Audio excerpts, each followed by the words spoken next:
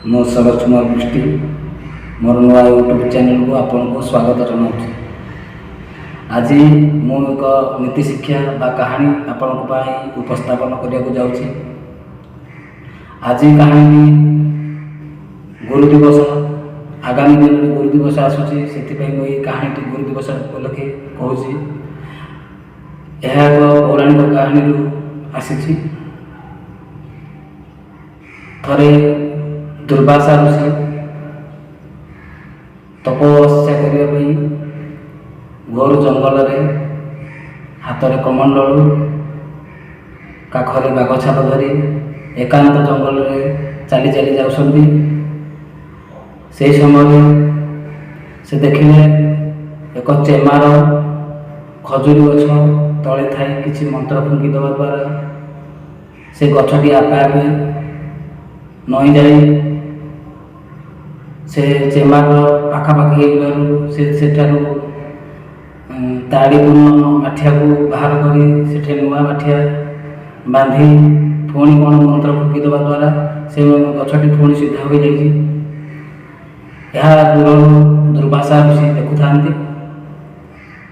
ତାଙ୍କ ମନରେ ଗୋଟେ ଜିଜ୍ଞାସା ଆସିଲା ଯେ ମୁଁ ମୋ ଜୀବନରେ ବହୁତ ପ୍ରକାର ବିଦ୍ୟା ଶିଖିଛି, ବହୁତ ପ୍ରକାର ତପସ୍ୟା କରିଛି, ବହୁତ ପ୍ରକାର ସିଦ୍ଧ ହୋଇଛି, କିନ୍ତୁ ଏଇଭଳି ବିଦ୍ୟା ମୁଁ କେବେ ଶିଖିନି।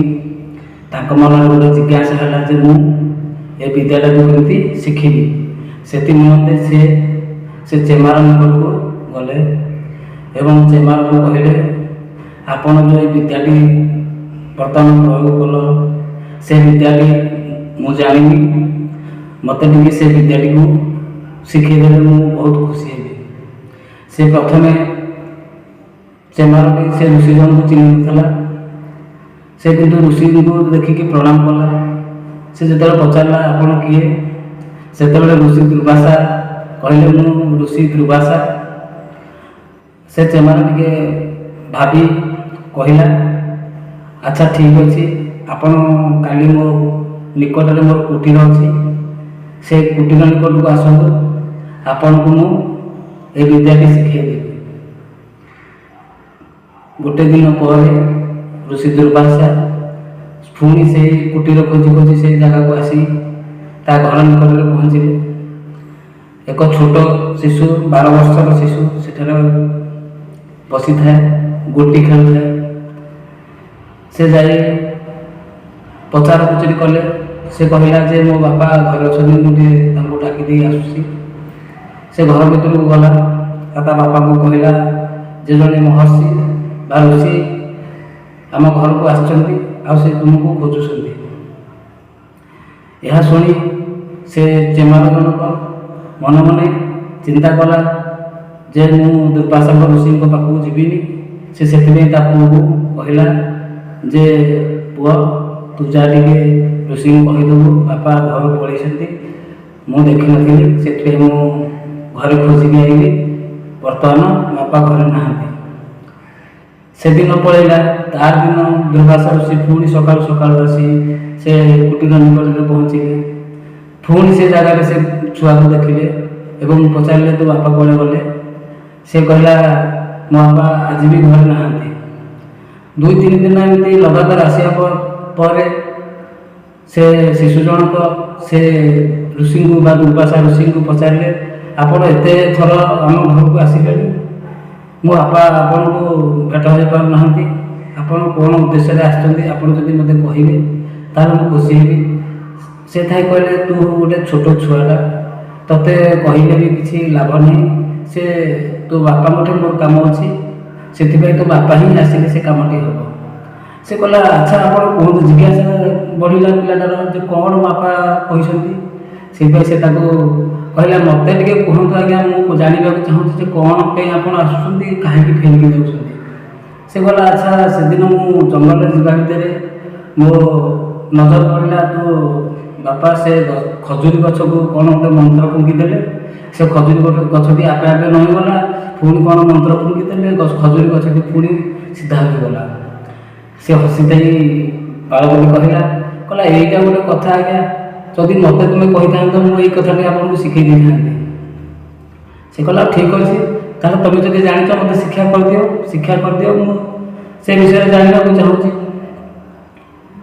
ସେ ତୁରନ୍ତ ସେ ଜାଗାରେ ତାଙ୍କୁ ସେ ମନ୍ତ୍ରଟି ଜଣାଇ ଦେଇଥିଲେ ଏବଂ ଦୁର୍ବାସା ଋଷି ଖୁସି ହୋଇ ସେ କୁଟୀରରୁ ପଳାୟନ କରିଥିଲେ। ଏବଂ ସେହି ସମୟରେ ଦୂରରୁ ଥାଇ ସେ ଚେମାରଟି ଦେଖୁଥାଏ ଏବଂ ତା ପୁତ୍ରକୁ ଆସି ପଚାରେ, ଋଷି ଆସିଥିଲେ ଆଜି କ'ଣ କହିଲୁ? ସେ କହିଲା, ଆଜି ବାପା ମୁଁ ତାଙ୍କୁ ଫେରେଇ ଦେଇନି, ତମ ପାଖକୁ ସେ ଯେଉଁଥିପାଇଁ ଆସିଥିଲେ ମୁଁ ତାଙ୍କୁ ସେଇଟା କହିଦେଇଛି। ସେ କହିଲା, ଆରେ ମୂର୍ଖ, ତୁ ଏଇଟା କ'ଣ କଲୁ? ବାପା ମୁଁ ତ କିଛି ଭୁଲ କରିନି, ସେ ମୋତେ ମନ୍ତ୍ରଟା ପଚାରିଲେ ମୁଁ କହିଦେଲି। ଆରେ ନାଇଁ ନା, ସେ ମନ୍ତ୍ରଟା ତୁ ସିନା କହିଦେଲୁ, ସେ ଯଦି ତୋତେ ଗୁରୁ ନ ମାନିବେ ସେ ମନ୍ତ୍ରର କାର୍ଯ୍ୟ କିଛି ସିଦ୍ଧ ହେବନି। ସେଥିସକାଶେ ଯଦି ମନ୍ତ୍ର ସିଦ୍ଧ ନ ହେବ ସେ ତୋତେ ଅଭିଶାପ ଦେବେ। ଏତିକି କଥୋପକଥନ ହେଉଥାନ୍ତି। ସେହି ସମୟରେ ଋଷି ଦୁର୍ବାସା ଗୋଟେ ଥାଳିରେ ଫୁଲ, ଚନ୍ଦନ, ଧୂପକାଠି, ନାନାଦି ପ୍ରକାର ପୂଜା ସାମଗ୍ରୀ ଆଣି ସିଧା ଆସିକି କୁଟୀର ମଧ୍ୟରେ ପହଞ୍ଚିଲେ ଏବଂ ସେ ଛୋଟ ପିଲାଟିକୁ ଏକ ଉଚ୍ଚ ଆସନରେ ବସାଇ ତା ଗୋଡ଼କୁ ଥାଳିରେ ଧୋଇଲେ ଏବଂ ତାକୁ ଗୁରୁ ରୂପେ ସ୍ୱୀକାର କଲେ। ଏହି ଗପରୁ ଆମେ ଏହା ଶିକ୍ଷା ଗ୍ରହଣ କଲେ ଯେ ଯଦି ପ୍ରକୃତରେ ଆମର କିଏ ଯଦି ଗୁରୁ ହୁଏ, ଯଦି ତାକୁ ଆମେ ସମ୍ମାନ ନ ଦେବା ବା ତାଙ୍କର ଆଦର ନ କରିବା, ତାକୁ ସମ୍ମାନ ନ ଦେବା, ତାହେଲେ ଆମର ଯେଉଁ ବିଦ୍ୟାଟି ଯେଉଁ ଗୁରୁଠାରୁ ଶିଖିଥାଏ ସେ କାର୍ଯ୍ୟକାରୀ ହୋଇନଥାଏ। ସେଥିପାଇଁ ପ୍ରତ୍ୟେକ ଲୋକ, ଯେକୌଣସି ଲୋକ ହେଉ, ଯଦି ଆପଣଙ୍କୁ କୌଣସି ବିଦ୍ୟା ଶିଖାଏ, ଯେଉଁ ବିଦ୍ୟାଟି ତୁମେ ନ ଜାଣିଥାଅ ସେ ବିଦ୍ୟାଟି ଯଦି ଶିଖାଏ ସେ ହେଉଛନ୍ତି ଜଣେ ଗୁରୁ। ଆମର ଅଛି କଥାରେ ଯେ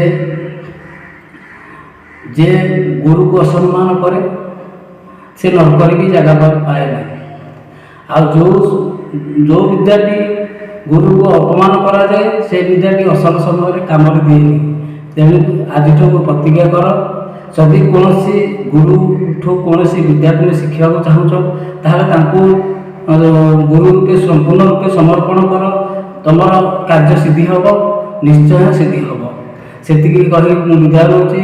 ଯଦି କଥାଟି ଭଲ ଲାଗିଲା ସେୟାର କରିବେ, ଲାଇକ୍ କରିବେ ଆଉ ସବସ୍କ୍ରାଇବ୍ କରିବେ। ନମସ୍କାର।